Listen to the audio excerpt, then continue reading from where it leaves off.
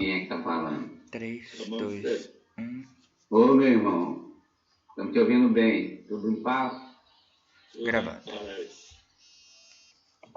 Muito bem. Jadir entrou congelado aqui, só não ouviu o Jadir. Tá gravando. Já tá gravando.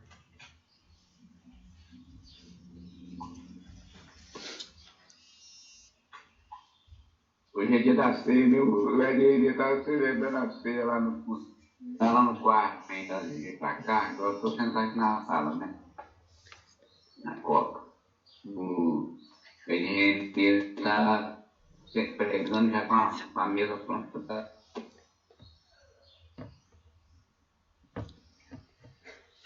O filho, tá me ouvindo, filho? Sim. Estão me ouvindo aí? Gabriel, não tô te vendo não, meu filho. Ele saiu aqui, ó. Tá preparando as coisas da ceia, deixa eu separar. Ah, então tá. Tudo bem, pastor? Tudo bem. Como é que tá o clima aí? Aqui É primavera? começo do verão agora, viu? Começo do verão. E o grande problema da Califórnia, que é o estado mais populoso dos Estados Unidos, é que se teme que futuramente, em futuro não muito distante, não haverá água para todo mundo. Ixi. Então, tem que Economizar? Tem que quebrar iceberg e trazendo para cá. Tem que dessalinizar o oceano, alguma coisa tem que fazer. É o primeiro mundo sentindo o gostinho do terceiro. É isso. Gosto mesmo, cara.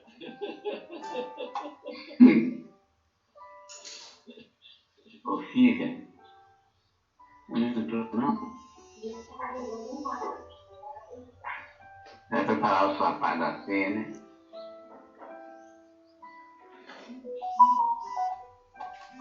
Christian, Wilson. Oi. Tá, ceia aí? Certinho. Ceia aí? Oi? O Christian. Já preparou as coisas? Sim, consegui, já preparei, tá preparado aqui tudo. Ô, filha, essa séria hoje que foi? Eu tô séria? Tá muito séria. Nada, aqui, tô só contemplando aqui. Ô, filha, como o menino precisa se preparar para acolhimento? Pro acolhimento foi o ousado. Ousado amor. Aí tem o seu e o do Manfred. Ó. A cara séria da sua filha é saudade de mim. Não. É aqui que eu li que o menino vamos preparar.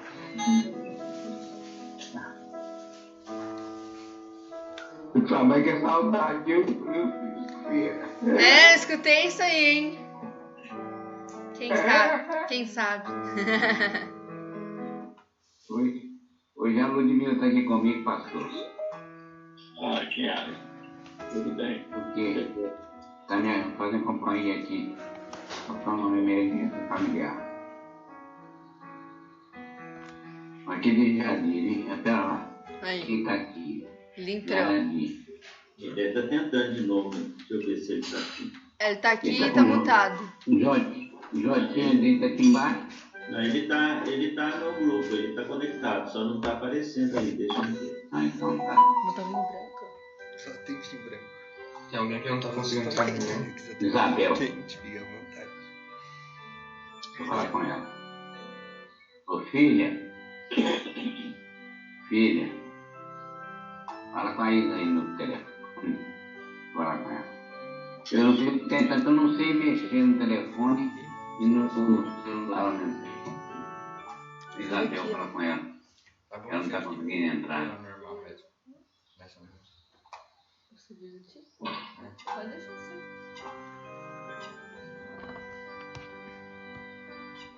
Esse é o tempinho, pastor. Quem sempre tem que contar com ele, que ele é perdido, é o tempo da tecnologia. Tudo bem, tudo bem. Isso é daqui. O vô já reclamou com Você perguntou como é que você vai, né, Joana? Um velho chegando aos 80 fica feliz quando alguém convida ele para fazer alguma coisa na igreja. E essa felicidade dura como que no máximo 1 hora. Depois vem, poxa vida, cara. Por que você está se metendo em encrenca? Você já tem Nós estamos muito alegres que você está se metendo em encrenca conosco, viu, pastor? Pastor, seu microfone está um pouquinho baixo.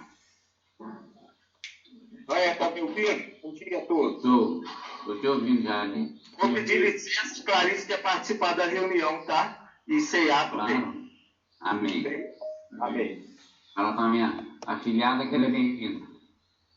Agora mesmo, pastor, agora mesmo eu vou estar com meu guri de aqui no lar. Eu casei esse povo todo, pastor. Quase todo.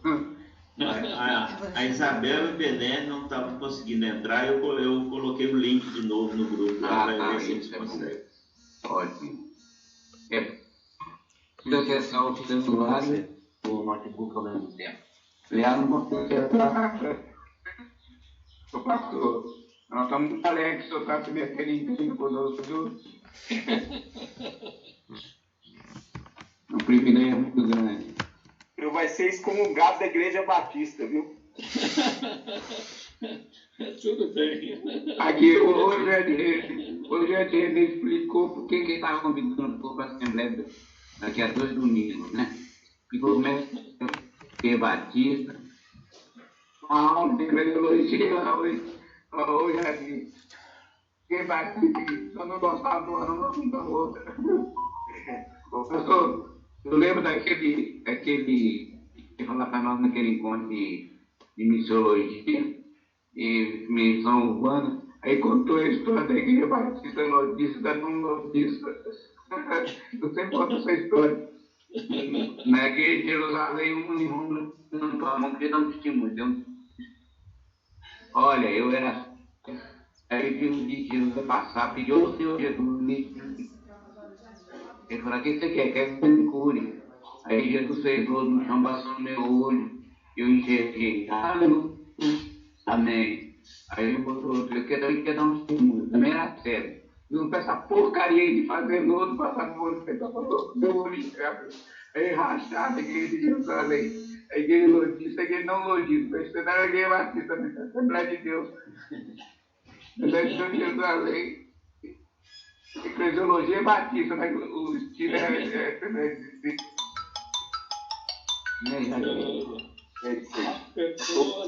Olha aí, Elizabeth, Pastor Marcos, Christian, Gibson, a gente teve ontem junto, Joé. Não estão vendo a Thaísa, não? Já chegou aí? Não. Ah, então tá. Mas a gente vai sair do Ângelo. A gente vai sair do Ângelo. Não vai pra gravar. Vou passar pra ele.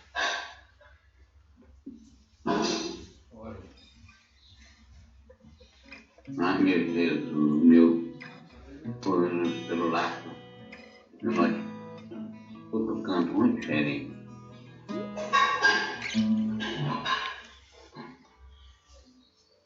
Ó, o Arthur, o Bené e a Beth estão ligados, mas não estou vendo eles na tela.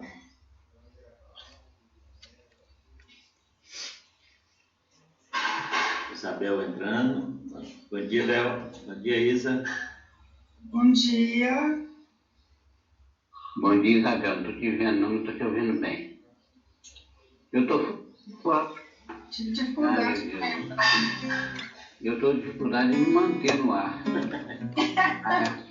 Aqui tem um caipira que falou que o programa sertanejo está no ar igual passarinho. Bom domingo, pessoal. Acho que agora estamos todos, né? Não. É, mas Beth, bom dia. falta o Fione, né? Eu tô aqui, Noé. Bom dia pra vocês. Bom dia. Não está faltando ver a carinha dela. Eu tô me vendo. Eu vejo vocês todos. Nós não estamos vendo lá. Agora sim. Apareceu? Ué, Apareceu minha oi, vida. gente. Eu que saí do ar. Pera lá. Aí mesmo, escuto vocês falam. Tudo bem? Bom dia. Bom dia, meu irmão. Bom dia. Neném Sônia. Oi, Jesus Cristo. Ô, meu Deus, filho, me acorde aqui.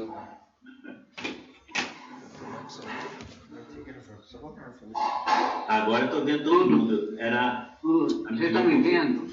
Não, estou te vendo. Tô vendo, Bem, né? sim. Ó, Não é? pode ser um problema de configuração também, tá? Acabei de descobrir aqui. Se você clicar naqueles 3 pontinhos, lá você tem três opções: galeria, galeria grande, modo conferência. Se colocar no galeria grande, aparece todo mundo que tá linkado, tá?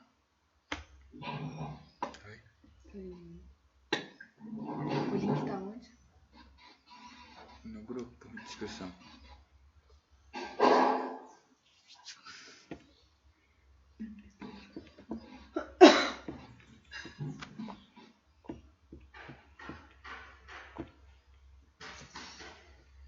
Cara, nem entendo, tava funcionando perfeitamente ontem. Eu carreguei o dia inteiro e joguei com ele. Alguém tem memória pra gravar? Eu não tenho. Não tem como gravar, é Tá pago. todo mundo aí. É pago, Agora eu não tô. Que usa Não, calma aí, gratuito. falou pra fazer no celular. É, velho. Mas eu tô te vendo. Eu estou te vendo. Nós estamos te Bom vendo. dia pra vocês todos aí, meu querido. É meu aparelho aqui que saiu do ar. Tô ligado, Eu tô vendo e ouvindo bem. Eu também estou te vendo, Bom Nônia. dia, Não, a Arthur. entrada é diferente. Não só o som, mas a Imagem também. figura também tá ótima. A imagem.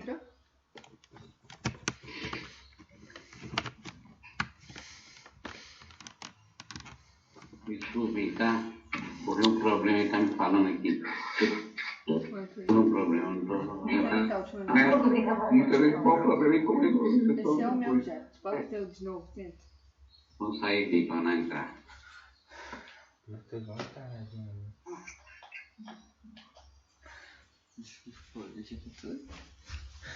Foi. Foi? Foi. Foi.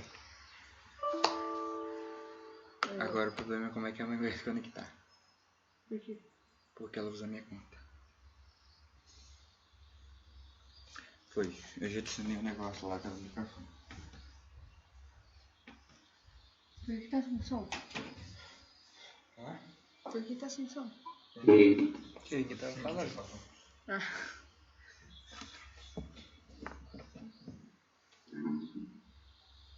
Aqui. Nossa, também. Alguém não conseguiu entrar ainda? Só a mãe.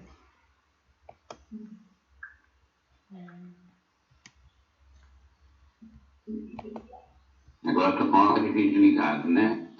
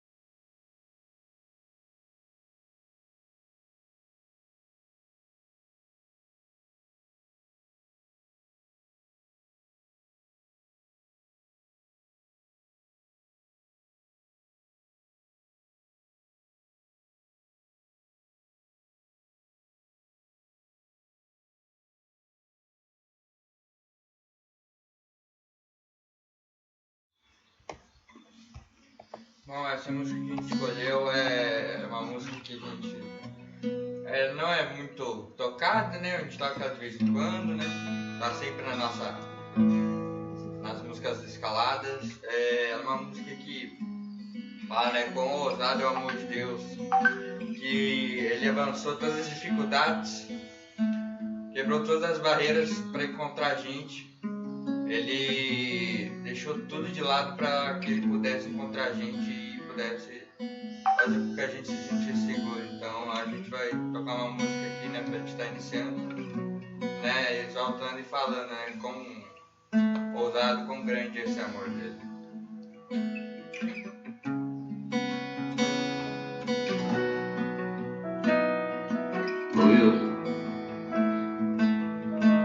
Oi. Convida a Ney.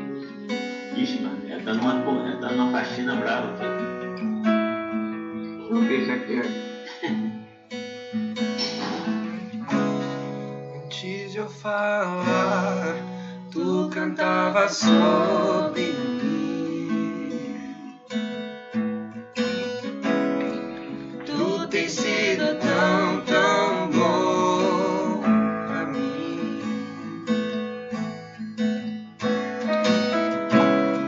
Antes de eu respirar, sopraste tua vida em mim.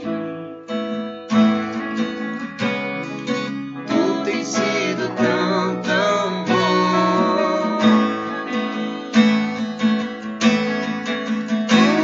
O impressionante, infinito, ousado amor de Deus, oh, que deixa as 99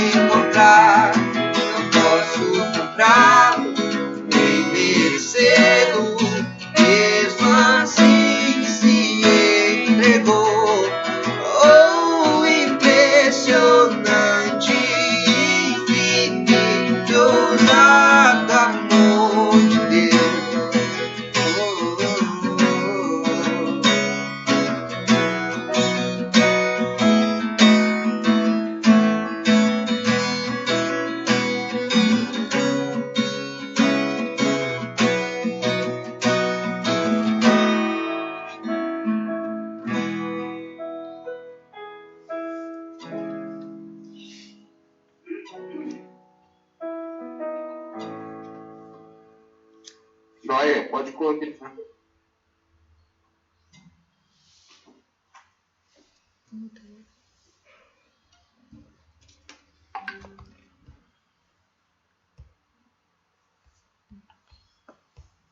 Pela fé diremos amém.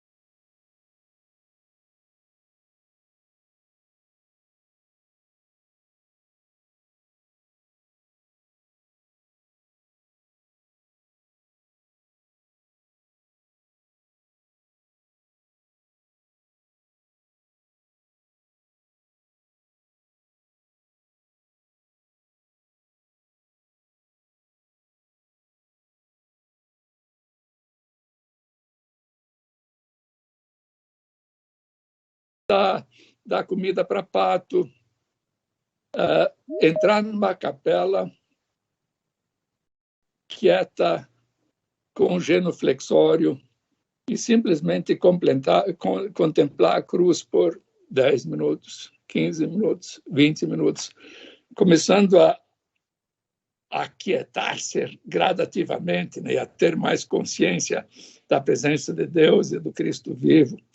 E eu conhecia bem o abade principal, especialmente um monge latino, e ficamos para celebrar a Eucaristia. Eu estava sentado do lado de um padre e o oficiante da Eucaristia era um padre. E pela doutrina da igreja, realmente não pode dar ceia para irmãos separados, né? Então veio a hora da Eucaristia, eu dei um cutucão no filipino e disse, cara, eu vou ou não vou? E ele disse, vai. Aí pensei, será que o latino vai ser católico restrito ou vai me abraçar como irmão? Fui lá para frente e me ofereceu o pão e o vinho e tivemos assim um pouco de reconciliação ecumênica dentro de uma capela num belo mosteiro beneditino aí pelas montanhas da Califórnia. É tão bonito esse mosteiro que eu sempre disse para o abade, se eu vivesse nesse lugar aqui cheio de água, de flor, de árvore, de passarinho, até eu viraria santo, né? Porque é o isolamento, mas é um lugar na espiritualidade cristã também para esse tipo de opção. Isso é folclórico. Na história da igreja, eu dei uma caminhada um pouquinho. A ceia do Senhor teve várias interpretações. Quem sabe eu vou logo... minha formação é batista. Batistas têm muita coisa boa. O problema é quando eles se tornam muito fortes, muito grandes, se tornaram a religião folclórica também no sul dos Estados Unidos. E, infelizmente, a mais racista denominação é a maior denominação dos Estados Unidos, com diáconos de Ku Klux Klan e outras coisas interessantes, não? Mas sempre achei que a nossa opção era mais pedante. A palavra que se usava era observar a ceia do Senhor. Não era nem celebrar, como acho que os presbiterianos não dizem celebrar, né? Era observar a ceia do Senhor, e no finzinho do culto, o pessoal olhando para o relógio, o jogo de futebol vai começar daqui a pouco, qualquer coisa, né? Então, lá no finzinho, e fazendo ou não fazendo, é mais ou menos a mesma coisa.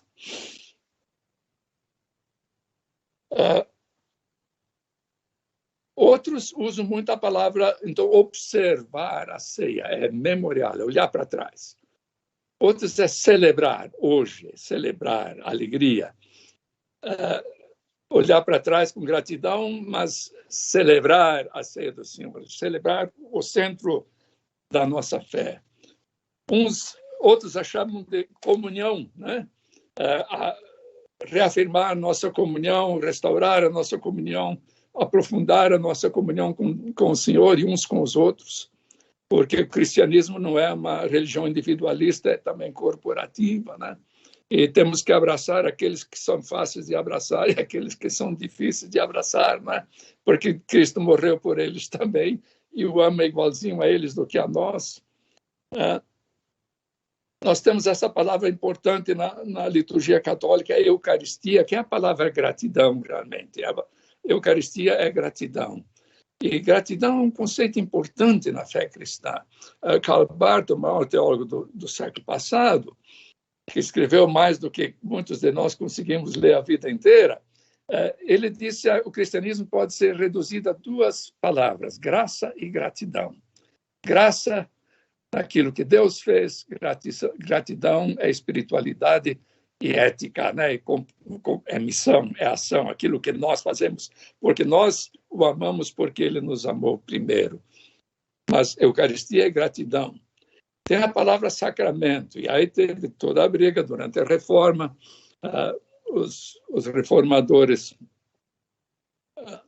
rebateram o clericalismo e o sacerdotalismo, e especialmente o sacramentalismo católico. Mas a palavra a transubstanciação, toda essa que era uma compreensão de matéria bem diferente naquele tempo do que temos hoje, o conceito de substância, né? Então,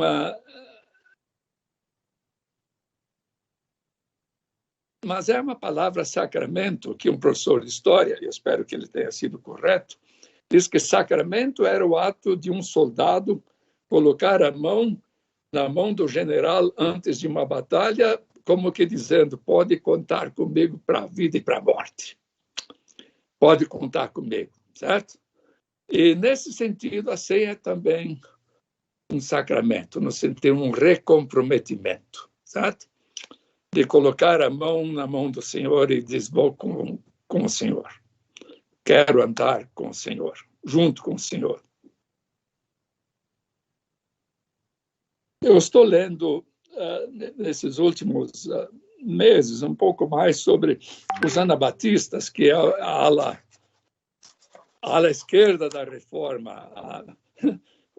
Os comunistas chamaram os bolcheviques da reforma, porque fizeram algumas bobagens, etc., mas fizeram muita coisa boa. Especialmente essa linha evangelical que sobrevive até hoje em Menonitas, os ames das charetes, né? Os iteritas com uma espécie de comunismo cristão da propriedade comum, a Igreja dos Brethren, que são mais ou menos 5 milhões hoje no mundo, são grupos minoritários, apanharam de todo mundo entre 1525, quando surgiram em Zurique, ao redor de Zwinglio, até 1625, morreram dezenas e dezenas e milhares desses anabatistas evangélicos por católicos, por luteranos e por reformados e calvinistas. E se tornar um anabatista era assumir uma responsabilidade de vida ou morte, sabendo que ser perseguido era fogo, era água, afogado, era decapitação e todo outro tipo de flagelação que eles experimentaram. Eles viram na ceia do Senhor não só recordação, mas recomprometimento. É o ponto onde eu quero chegar. Eles viram que ser batizado, naquela época eles optaram pelos adultos, rejeitando outras formas de batismo, e entrar para a igreja e participar da ceia era um risco de vida. E por isso que a ceia se tornou como que um recomprometimento dos votos do batismo, de recordar quem eram, recordar de quem eram e saber que a qualquer hora podiam ser pegos e depois de muita manipulação e tentativa de desviá-los da fé, então ir para o martírio. Mas a ceia era um comprometimento de vida ou morte. E eu creio que nós devemos resgatar que a ceia é também um recomprometimento. Eu lembro de uma outra aula de história, lembro do Zé Reis Pereira, não é nosso professor de história, não sei se foi seu também. E ele diz que há histórias do cristianismo primitivo em que, quando uma pessoa pedia para ser batizada, entrava assim 3 degraus para dentro da água, podia ser por afusão, por imersão, a forma era discutível. E no primeiro passo dizia, adeus ao diabo. Segundo passo, adeus ao mundo. Terceiro passo, adeus à carne. E era batizado em nome do Pai, do Filho e do Espírito Santo, 1 vez, 3 vezes, várias variações, e colocava uma roupa cândida na sociedade, onde vem a palavra candidato. Eu quero ter uma nova vida com Jesus Cristo, mas sempre também enfatizando essa parte do comprometimento. Antes da constantinização da fé, no século IV, quando o cristianismo era tão forte que se tornou a religião oficial do império e tão fraca que aceitou a constantinização, né? Aceitou a estar a serviço do império. Aí vem a igreja que mata, que se militariza, e que essa constantinização está ocorrendo também nos dias atuais de outra forma, quem sabe. Mas a ceia é uma recordação de quem somos e o que somos. Eu coloquei essas palavras numa certa ordem no ambiente. Bom, eu coloquei essa questão do Salmo 139, os últimos dois versos, eu creio que é 23, 24, 24 e 25. É um salmo muito interessante, né? Ele fala para a revisão de vida, ok? Eu insisto um pouco nisso. Eu acho que a gente pode tirar muito mais da ceia se na semana antes começa a trabalhar um pouco na gente mesmo, né? Então, diz duas vezes no texto de 1 Coríntios, examine-se o homem a si mesmo e a mulher a si mesma. Não examinar a vida do outro, mas como está meu andar com o Senhor, né? E diz duas vezes. Então, podemos tomar isso em sério. E o Salmo 139, ele tem a primeira, são 4 estrofes. A primeira, Deus é onisciente, não um dos ignóticos, ele sabe tudo sobre mim. Ele é onipresente, não que ele está em todo lugar, mas eu não posso fugir para ele, nem para cima, nem para baixo, nem para frente, nem para a escuridão. Não tem place to hide, não tem lugar para se esconder. Depois ele vai para si e diz, ele é onipotente, mas a onipotência dele se manifesta que eu fui feito de uma forma maravilhosa, eu tenho valor, eu tenho dignidade, eu sou querido por Deus, eu sou querida por Deus. Ele que me fez, ele me deu dignidade pessoal e valor pessoal, né? E aí ele faz uma coisa que não passa o crivo do Sermão do Monte. Ele começa para Deus dar paulada no ímpio, né? Mas pelo menos ele permite, ele tem suficiente segurança para diante de Deus trabalhar com suas raivas, com as suas imperfeições, de esbravejar contra o ímpio, né? E que Deus aguenta isso. E não tem nada que nós precisamos esconder, porque ele é adulto que chega para ver também todas as nossas angústias, as nossas frustrações, os nossos erros. E mesmo assim nos abraça. E aí ele ora, né? Sonda-me, ó Deus. E vê meu coração, vê quem eu sou de fato. Prova-me.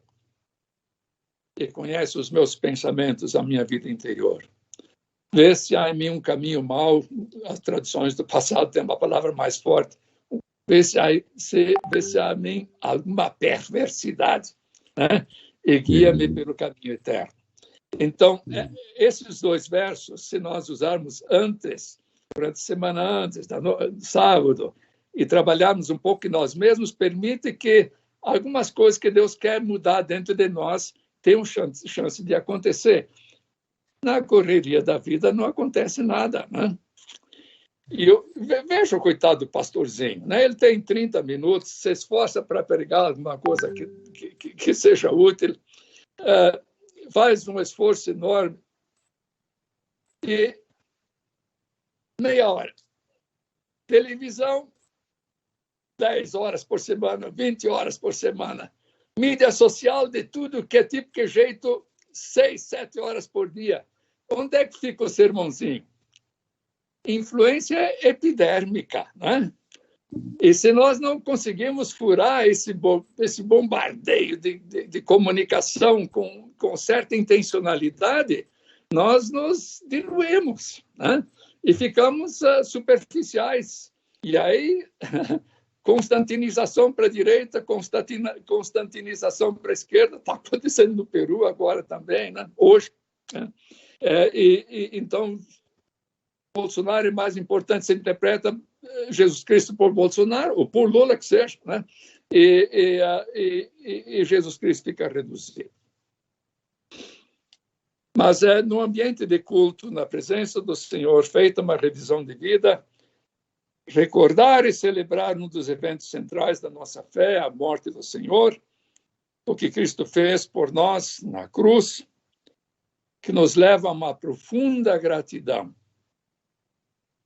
e a reafirmar a nossa comunhão com Ele e uns com os outros, a recordar de quem somos e o que somos, e a recomprometer a nossa vida com Ele, e para nos recomprometer com o seguimento de Jesus. Vamos dar agora uma olhadinha pequena e depois uma parte no texto. E eu não tenho relógio aqui. Ainda dá, acho que eu estou com um tempinho ainda, não é? Bom, o texto que eu quero ler é o conhecido é o primeiro texto redigido. Os evangelhos ocorreram, a vida de Jesus ocorreu antes, lógico, mas a redação deles ocorreu bem depois que Paulo tenha escrito a carta a Coríntios. Então, esse é o primeiro registro histórico da ceia do Senhor, num livro de teologia praticamente situacional, circunstancial, não é arrumadinho, como Efésios, 3 capítulos de doutrina, 3 capítulos de prática, de ética e mais espiritualidade bem no fim, da armadura de Deus. Colossenses, ou mesmo Romanos, tem uma estrutura teológica, né? Então, Paulo vai falando de vários assuntos que surgiram numa igreja complicada como a de Corinto, né? A mais complicada que nós temos conhecimento menos do período bíblico é a igreja de Corinto, e é interessante isso. Mas aqui diz o seguinte, 22, 11, 27. Entretanto, nisto que lhes vou dizer, não os elogio, pois as reuniões de vocês mais fazem mal do que bem. Complicado isso, né? Que ir para a igreja pode fazer mal. Mas não fui eu que disse. Né? Pode fazer mais mal do que bem. Em primeiro lugar, ouço que quando vocês se reúnem como igreja, há divisões entre vocês.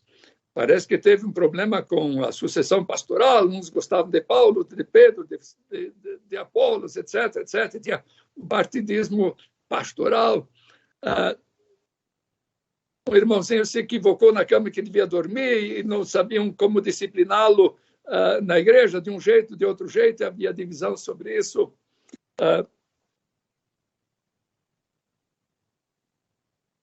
Comida sacrificada por ídolos, se ídolo não é coisa nenhuma, não é nada, pode comer, não pode comer, não é? Esse tipo de assunto. Os dons do Espírito, a primeira igreja pentecostal, entre os pela ordem e os que pela liberdade, né? E o quebra-pau que ocorreu pelos pessoal estava de um lado, então muita tensão dentro da igreja, né? E a ressurreição, como é que vai ser? Então Paulo ataca circunstancialmente, então todas essas situações contextuais, e uma delas possivelmente foi a ceia do Senhor. E ele diz, olha, esse negócio de vocês viverem esse divisionismo vai contra o significado do corpo de Cristo partido por vós para fazer surgir a nova humanidade, reconciliada com Deus, mas também uns com os outros.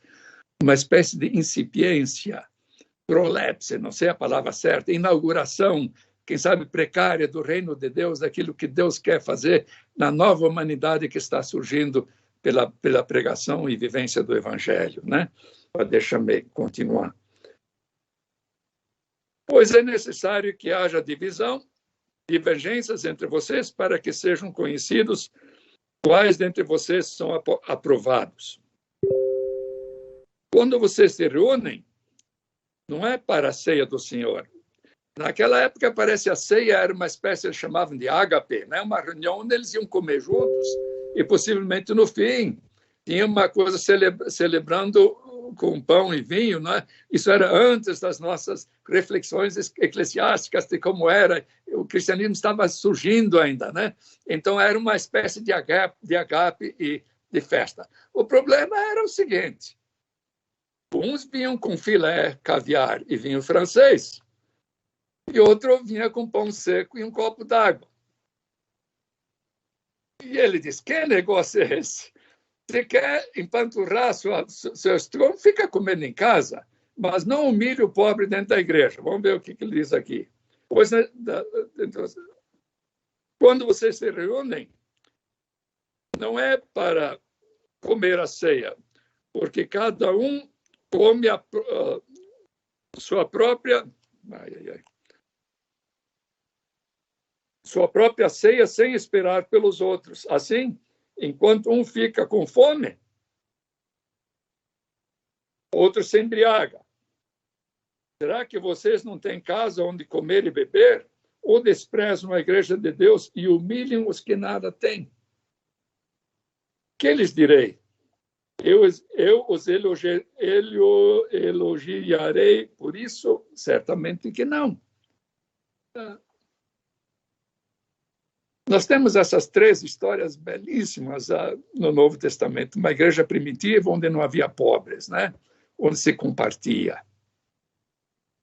E quando não estava funcionando, as viúvas helênicas protestaram com os apóstolos, e os apóstolos colocaram gente que tem nome não judeu, não hebreu, gente que veio dos mundos gentílicos para pessoal que conhece o pessoal não judeu, as viúvas não judaicas, porque queriam, sem dúvida, que elas tivessem o mesmo cuidado.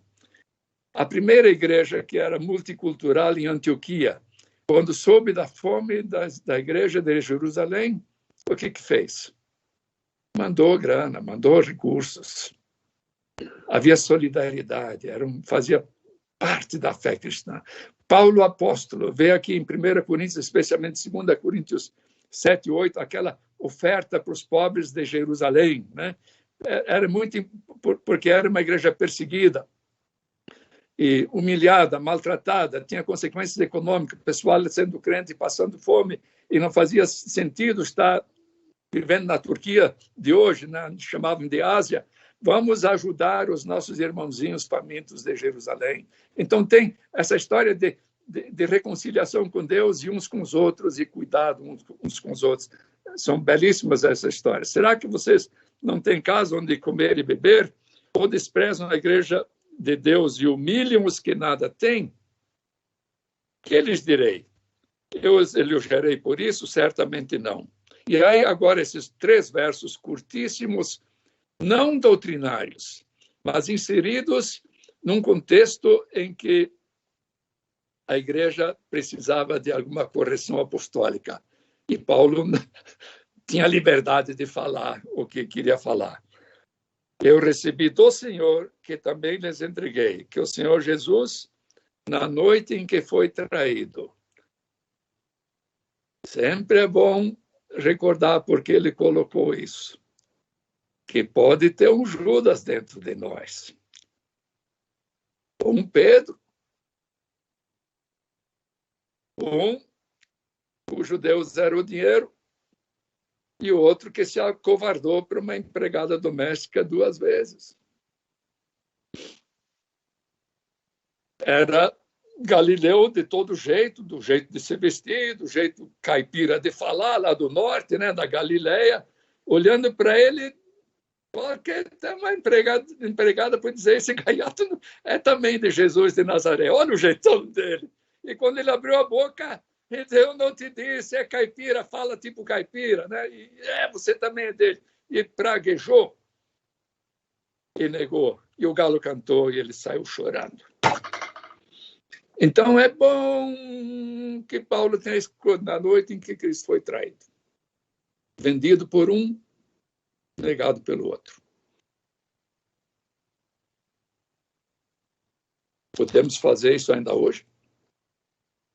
Que o Senhor Jesus, na noite em que foi traído, tomou o pão, tendo dado graças, o partiu e disse, isto é meu corpo, isso sou eu.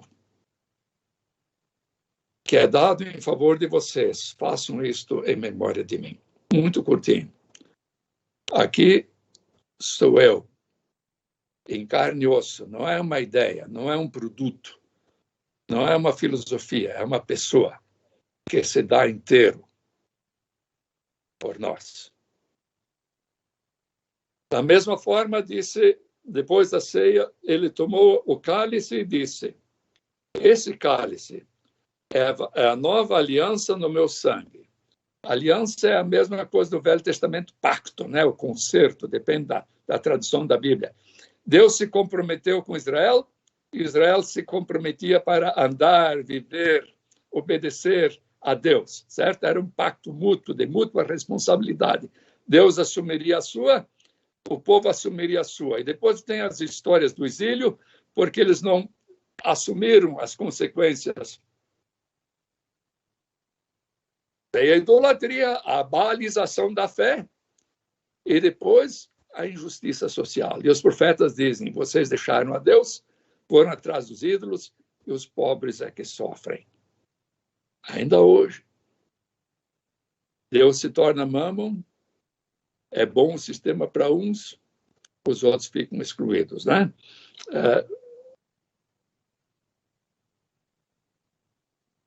Da mesma forma, depois de haver ceado, o cálice disse: esse cálice é a nova aliança no meu sangue, façam isto sempre que o beberem em memória de mim. Porque sempre que comerem deste pão e beberem deste cálice, vocês anunciam a morte do Senhor até que ele venha. Na teologia cristã, essa parte da morte do Senhor teve muita atenção, né? São essas metáforas densas de significado, né? Digamos, Lutero, especialmente justificação, né? Substituição, salvação, reconciliação, redenção, que quer dizer libertação, né?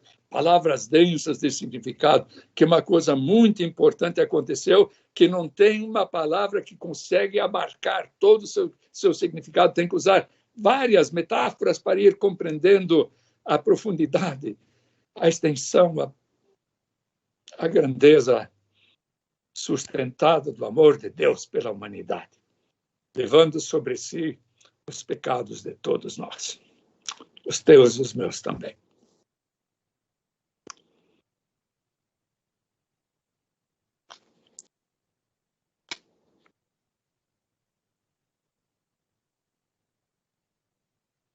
Os anabatistas, enquanto eu leio essa história, eles viam no pão, diz que o pão é feito por trigo moído. E o vinho é feito por uva esmagada. E viram nessa parte metafórica que não há seguimento de Jesus, especialmente no contexto dele, sem sofrimento, sem risco de martírio, né? E por isso era tão importante os dois textos da ceia do Senhor que mais aparecem, tem um capítulo interessante. Eu estou lendo um livro sobre espiritualidade anabatista, uma série de 20 e tantos, espiritualidade franciscana, batista, mas eles usavam especialmente dois textos. Esse texto conhecido, que está nos 3 evangelhos sinóticos: quem quiser vir após mim, negue-se a si mesmo. Não negue-se uma Coca-Cola original para tomar Coca-Cola Light, né? Negue-se a si mesmo. Não viva mais somente para si. Você foi resgatado, você foi redimida. Ele tomou seu lugar. E outro texto era esse: já estou crucificado com Cristo, e não mais vivo eu, mas Cristo vive em mim. Assim, aquilo que era a recordação do passado se tornava experiência presente. A crucificação do eu. E andar em novidade de vida, refletindo um pouco a vida de Jesus que vive em mim, que vive em você. Eu quero terminar. Eu estava querendo fazer isso responsivamente, mas não vai funcionar aqui eletronicamente. Se funciona bem, se não funciona bem. Eu quero que nós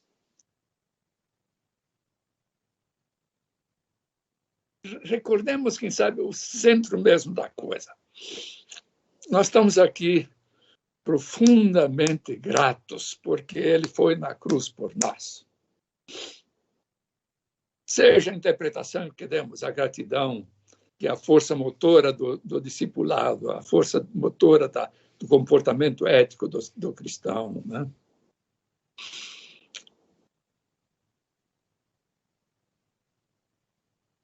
Recomprometimento. Renovação do nosso compromisso de batismo, de um outro evento importante da nossa vida, uma experiência com o Senhor que você teve, que estruturou a sua vida, alguma dor que você conseguiu superar com a graça de Deus e que lhe marcou, alguma coisa, né? Pela qual você é grato, profundamente grato. E recomprometimento.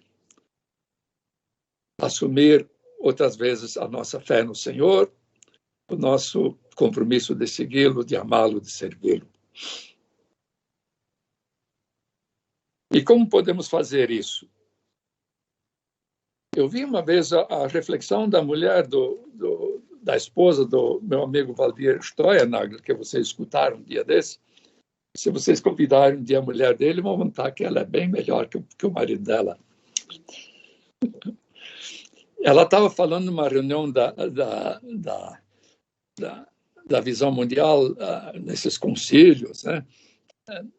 Gente de tudo que é cor e jeito. Um pouco daquilo que tem nas Olimpíadas, né? Gente de todas as raças, tribos e nações, e que vai ter lá no fim, né? Gente de todas as tribos, raças e nações, de toda cor e de todo tipo e jeito, né? Vai ser muito divertido, vai ser muito bom, né? Vai ser uma beleza.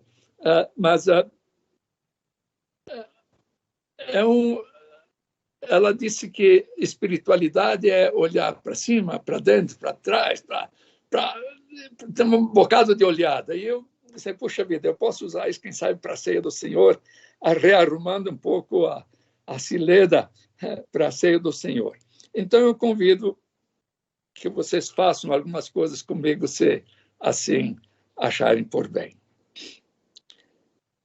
São, eu creio que 6 olhadas, 6 miradas. Primeiro, vamos olhar para trás.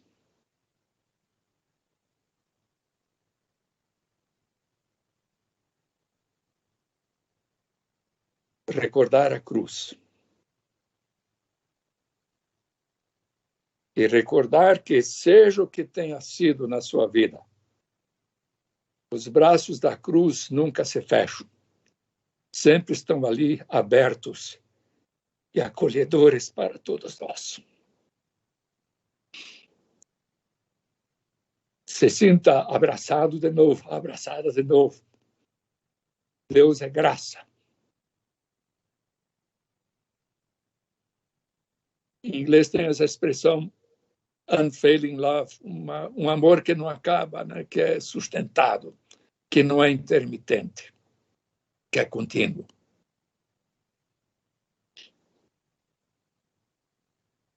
Eu lembrei ontem o texto de Miqueias, um sermão que escutei lá na igreja a Floresta, acho que levantava o Ivênio, né? Ele esteve lá uma época. Tinha um psicólogo cristão que estava lá e pregou sobre esse texto de Miqueias. De novo terá compaixão de nós. Pisará nossas maldades e atirará os nossos pecados na profundidade, nas profundezas do mar. Você já perdeu uma coisa na praia, veio uma onda e nunca mais achou? Você não acha a coisa na praia, pode imaginar se os teus pecados foram jogados nas profundezas do mar? Você foi, acabou-se.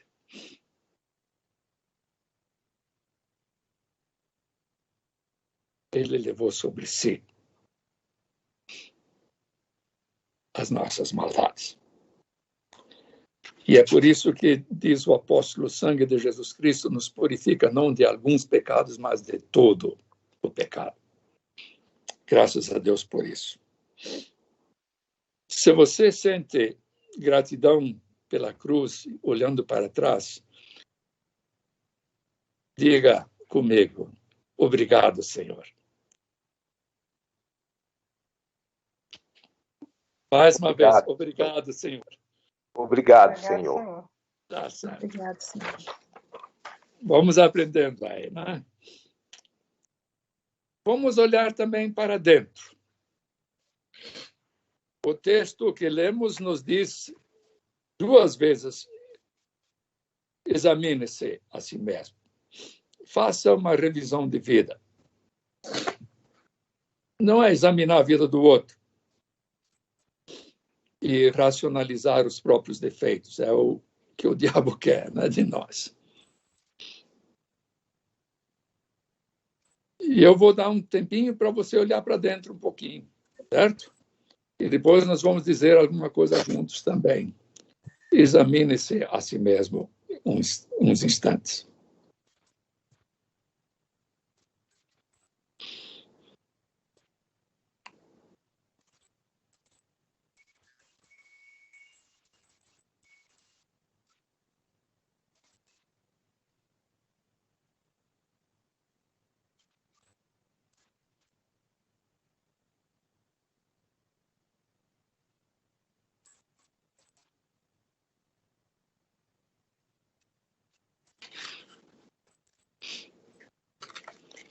Será que podemos dizer juntos: perdoa-me, Senhor?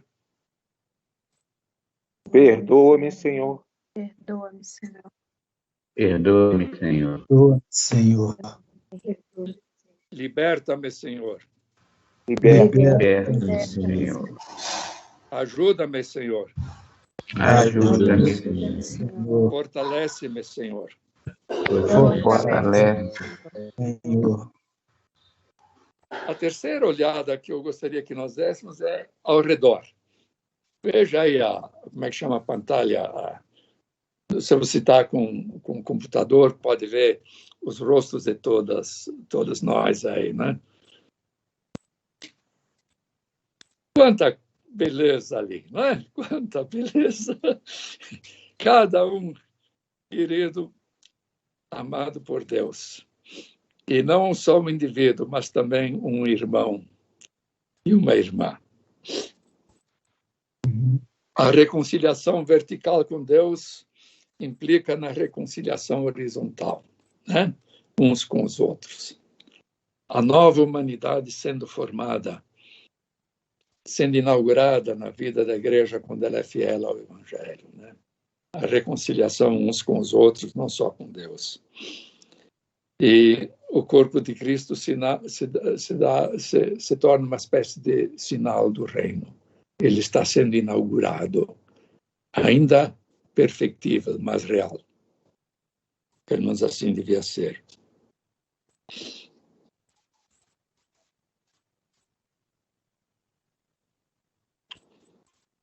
Se quiserem, digam uns aos outros. Vamos começar primeiro com as irmãs. Você é minha querida irmã. Você minha querida irmã. Minha querida irmã.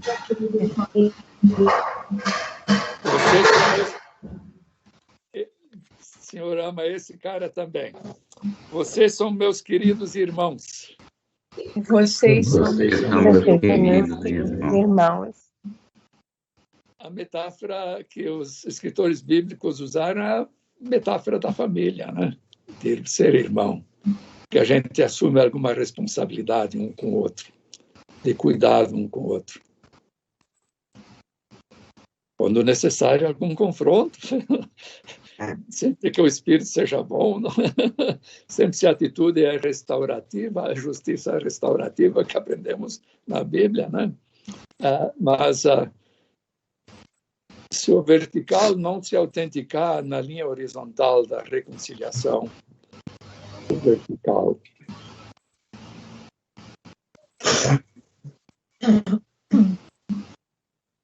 vamos olhar para fora. Agora aqui eu vou entrar um pouco num terreno, quem sabe, meio escorregadio, e se eu disser uma coisa que não se agrada, tenha paciência comigo, Deus ainda não completou a sua obra em mim. Ainda bem, né, pastor? Olha para fora, olha para fora. O que nós vemos lá fora?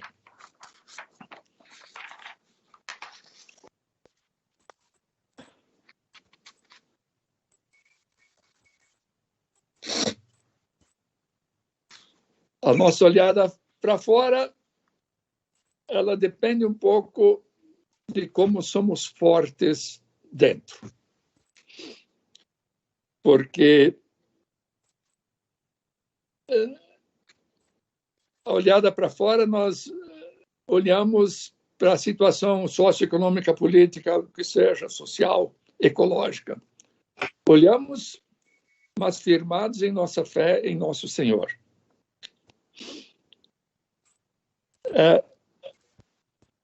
E aqui entra a questão da justiça. Vocês são todos cristãos inteligentes, informados, e que conhecem a situação melhor que eu, que às vezes leio a Folha, alguns artigos que amigos me mandam, alguns para a direita, outros para a esquerda. Mas todos nós, olhando para fora, para o nosso Brasil, são 30 milhões de brasileiros passando fome. É o dado básico que se são 31, 28, 25, 30, se fosse 1 milhão só era suficiente. Mas a pandemia trouxe fome. Morrer por inanição, perder a saúde por falta de nutrição básica, né? Não só por causa da pandemia. A gente pode ler o nosso livro sagrado e dizer: isso não me interessa, isso não é comigo.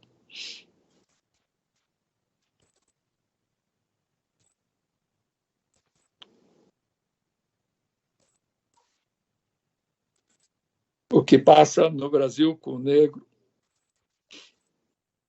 especialmente adolescente, homem, o índio, o pobre, a mulher, muitas crianças. Eu tenho uma filha que se meteu numa revolução da ternura, um movimento latino-americano aí.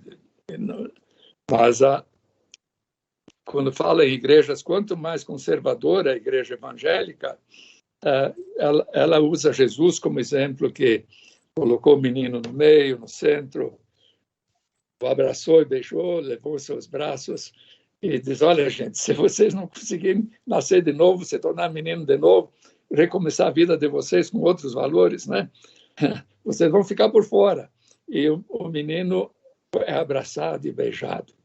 Mas a pergunta sempre vem, Geraldo Marmanjão: mas não foi que a Bíblia nos diz, e o rei Salomão foi o mais sábio do mundo, que menino tem que ser pegado a pau, a vara, certo?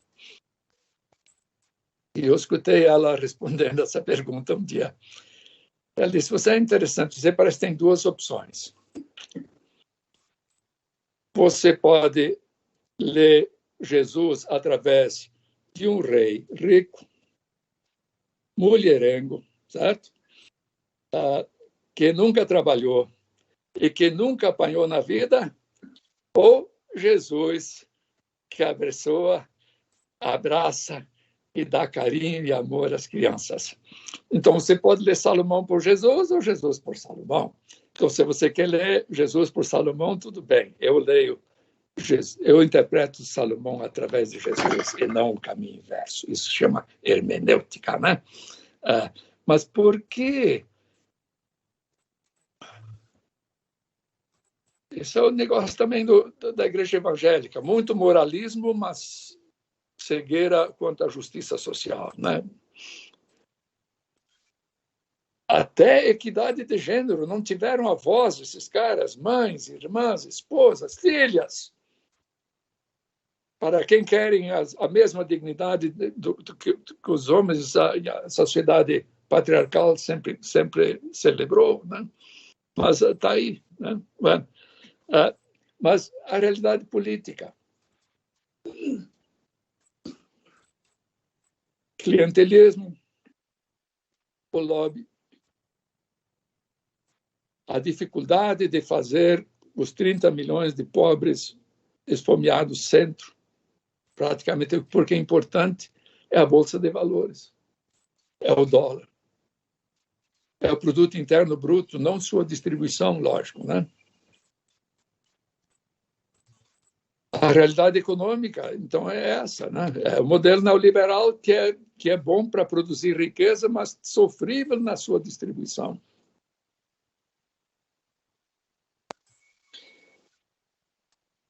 A realidade ecológica, o pecado contra a natureza, que Deus pediu para nós cuidarmos, não?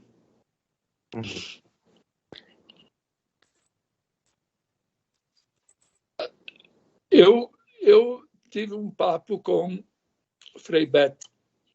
Vocês, quem sabe, devem ter lido, um sujeito muito interessante. Também apanhou na época da ditadura. A primeira pergunta que eu fiz para ele, Beto, você ainda reza? Ele me deu a história dele, como ele rezava, né? Porque se deixa de rezar, é político para mim, tá? Então, não deixa de ser cristão. Mas Frei Beto reza. Mas a pergunta foi, por que você deixou o gabinete do Lula? Ele tinha ali o seu lugar de presença, né? de articulação, a partir de sua fé. Ele não deu mais, né? Não deu mais.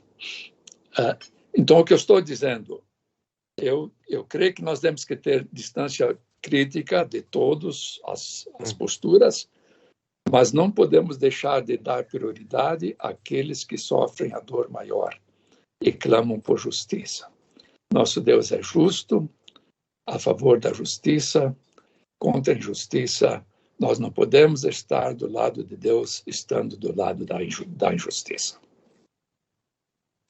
Por isso que nós temos que olhar para fora com um coração puro e comprometido, com vidas cristificadas. E sonhar, continuar sonhando com um Brasil decente, em que todos tenham condições de uma vida digna, em comunidade, em família. E toda criança possa ir dormir de noite sem ter um estômago roncando.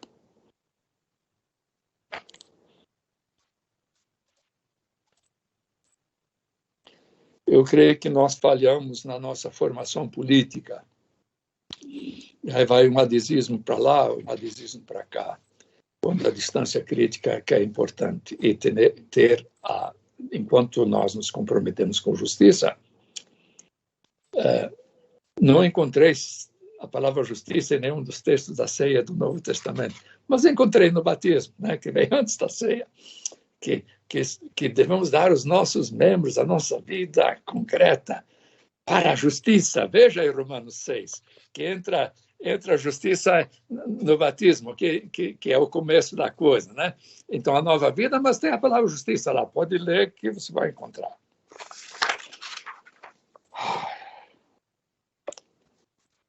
O que nós podemos dizer olhando para fora? Tanta coisa bonita no Brasil também. A gente não deve só enfatizar o lado sofrido.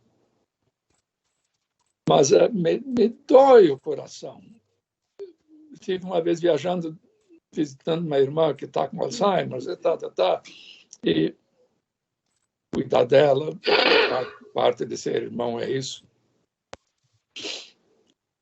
E quase se pegaram no avião os caras que eram a favor da Dilma ou contra a Dilma, né? Uma discussão com rancor, com uma raiva, que parecia que a gente tinha que chamar a polícia para não ter uma guerra dentro do avião. Onde está a nossa leveza, a nossa cordialidade? E por que tanta raiva? Por que tanta mentira? Por que tanto medo? Quando a palavra que mais aparece na Bíblia é não tenhais medo, né? Nós que não podemos, nós não somos movidos a medo, porque sabemos quem somos e de quem somos, quer vivamos, quer morramos, somos do Senhor. Então mas hoje, raiva, medo, mentira, pós-verdade, né? Um mundo complicado e a gente tem que estar firme nos fundamentos da nossa fé. Mas vamos dizer isso com o coração quebrantado. Conta comigo, Senhor. Conta comigo. Conta comigo, Senhor. Conta comigo, Senhor. Conta comigo, Senhor. Conta comigo. Acho que foi 82, 83, nós fizemos um congresso brasileiro de evangelização em BH, o Noé deve lembrar disso. E nós éramos jovens em 82, né? E o sonho é ter uma evangelização que também olhasse para a cultura, para a economia, para a política, né? Naquela época não se falava ainda em ecologia. O sonho era que o crescimento da igreja evangélica ia produzir um Brasil mais justo, mais equitativo, mais decente, com menos exclusão. E deu essa simbiose nefasta de crescimento evangélico junto com o crescimento da pobreza e da exclusão. E a frustração, onde nós erramos, o que nós não fizemos bem, né? E confiar que sempre haverá os remanescentes fiéis que vão saber discernir as coisas com certa lucidez e se comprometem com o Brasil mais decente. E vamos terminar. Vamos olhar para frente. A nossa esperança é que nesse mundo o supremo bem não virá, certo? O reino é de Deus, ele virá no fim da história. Tudo que nós temos no processo histórico são antecipações precárias, contraditórias, mas também reais, né? Eu, pessoalmente, sou uma pessoa que os modelos dos países nórdicos, a gente pode ter uma democracia social e ecologicamente responsável em que não há velho desamparado, nem menino de rua, nem doente que não tem cuidado de saúde, e que são capitalistas, mas que são decentes. Por que o SUS funciona na Inglaterra e no Canadá e não funciona no Brasil? Perdão. Foi criado pelo modelo canadense e inglês, né? Yeah. Então, mas olhar para frente. Olhar para frente quando o reino de Deus virá com poder e glória. E toda essa tristeza, finalmente, vai ser transformada em alegria, em celebração. Eu estou lutando com um amigo que é teólogo bem mais sério que eu sobre quem é cabrito e quem é ovelha no fim, né? A parábola de Mateus 25 não é sentimento, não é doutrina correta, não é ideologia, é o que fizeste de concreto com que tinha fome, sede, estava preso, estava nu, estava lascado, e o fizeste a mim ou não fizestes a mim, né? Então, mas eu acho que alguns vão entrar só com 1 milhão de anos fedendo a enxofre. Perdão. A gente não pode perder o humor nessas coisas, apesar de ser seríssimo, né? Seríssimo. E eu, se eu entrar mesmo com 1 milhão e 1, está tudo bem comigo. Mas nossa anseia que venha o Senhor, né? Que venha o Senhor e redima essa história.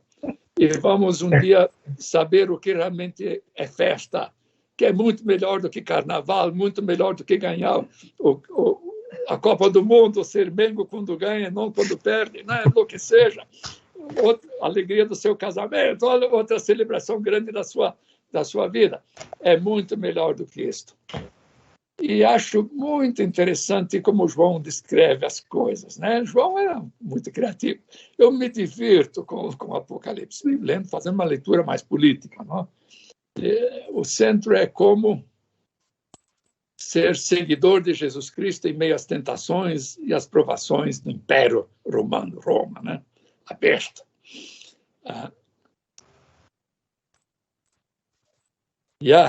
Mas João diz, ouro lá em cima é só nas ruas, para todo mundo poder pisar em cima igualzinho. Não é que um Rockefeller vai ter 7 andares de ouro no edifício aí na esquina da rua principal, cheio de água e de árvore frondosa e frutífera, etc.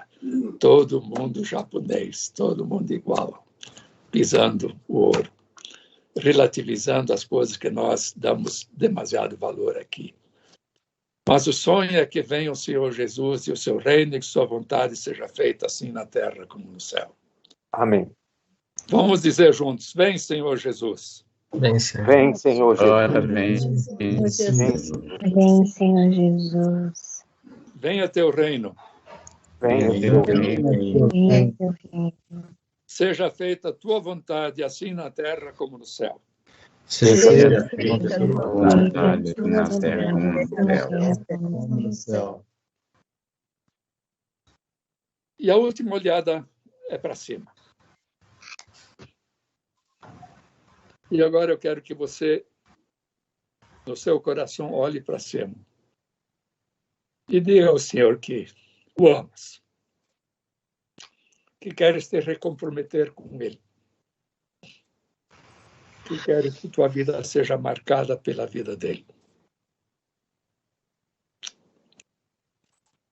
E se você puder e quiser, que lutar pela justiça vai ser parte do seu seguimento de Jesus.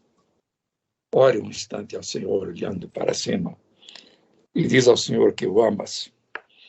E peça essa graça maior que todos nós devemos pedir, de sermos fiéis até a morte.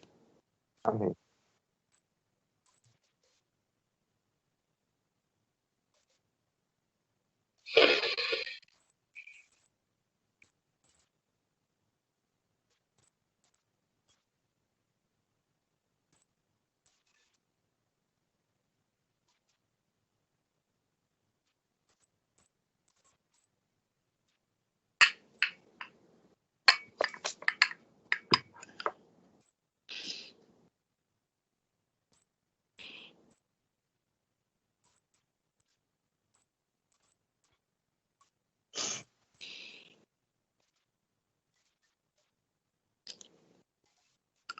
Eu creio que vocês têm os elementos acessíveis.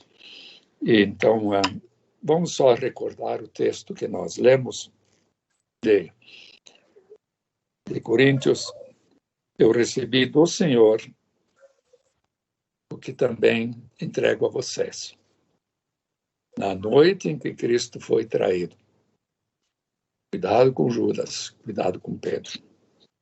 Ele tomou o pão, deu graças e o partiu. E disse, isso é meu corpo, que é dado por vocês. Façam isto em memória de mim. Comamos.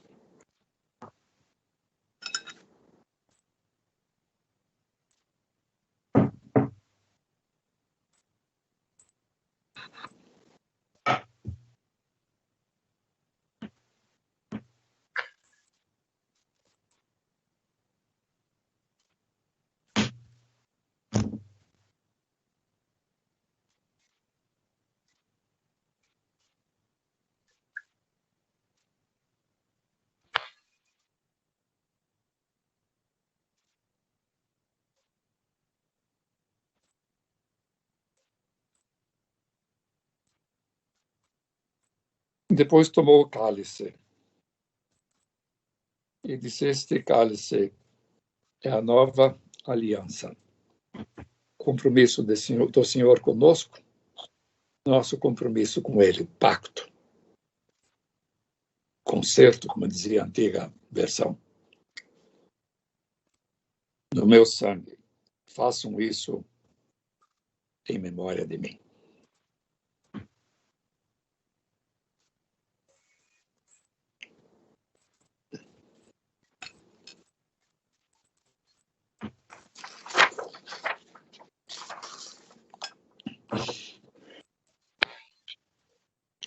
Ainda que não conheça a maior parte de vocês,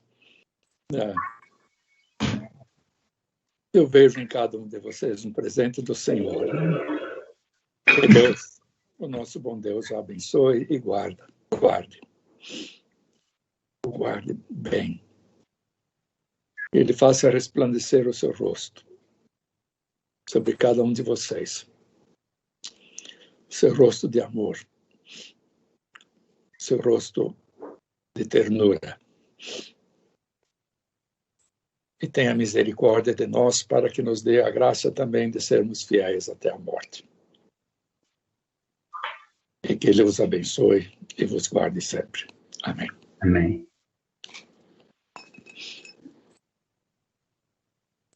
Gabriel,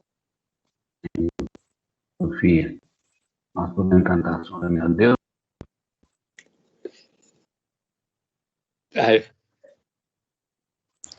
Agora sim.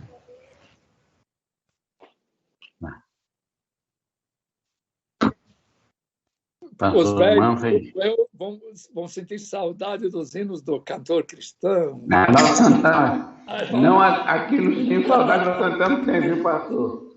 Celebração da ceia, cantamos. Então vamos lá. Depois, a segunda vez, todo mundo sabia a letra de cor. A letra não. A letra está colocada aí. Pastor, nós somos do tempo que o hino nem estava no cantor, né? Não, mas ele entrou depois do hino nacional, quer dizer que ele é cantor. Ok. Mas eu sou filho da colônia, né?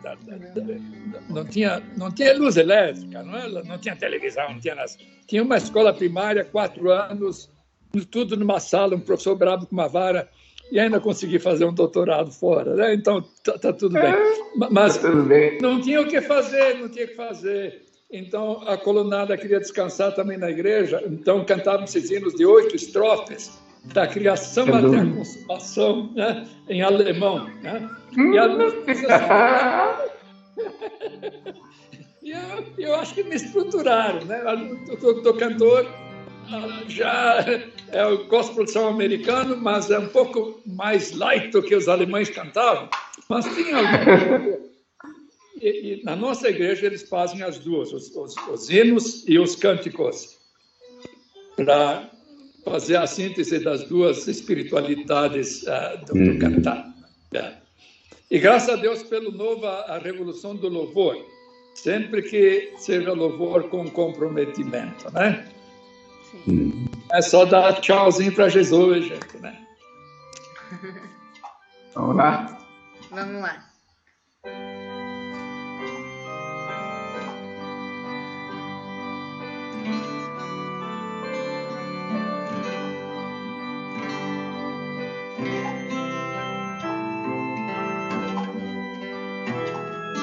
Depois me eles até cantar em 2 vozes, pastor.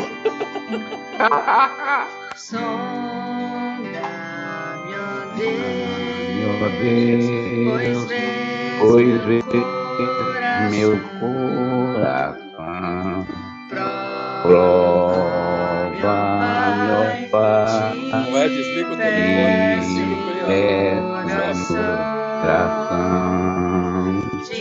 de todo mal, liberta-me, Senhor, da transgressão também oculta. Livra-me o ser do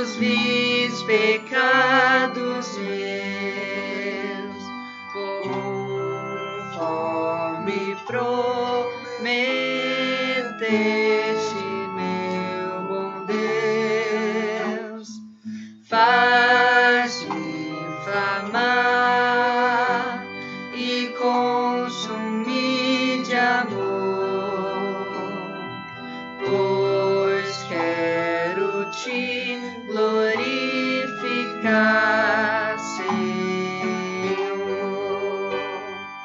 Todo meu ser que já não chamo meu, quero gastá-lo no serviço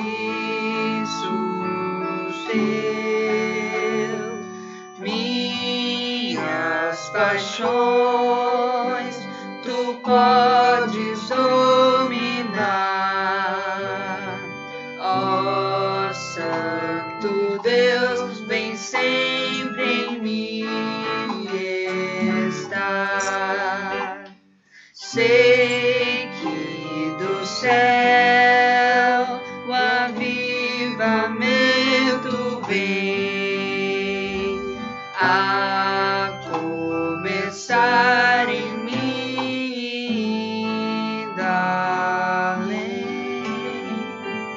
O teu poder, tuas bênçãos e favor, concede aos que são teus, ó Pai de amor. Obrigado, querida. Obrigado, jovem.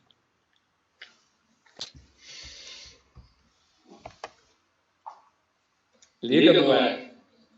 No próximo domingo, o capítulo já está no site do grupo. E, infelizmente, não podemos contar com o papel de Renê naquela hora, né? Vamos ver se dá uma palavra depois para nós. Tá? Vamos agradecer a Deus. Pastor, muito obrigado pela sua participação, mais que participação. Só dizer que o Senhor realmente renove conosco e nós com o Senhor, nosso Pai. Pastor, agradecendo o teu cuidado diário. O Senhor traz toda manhã para nós um especial.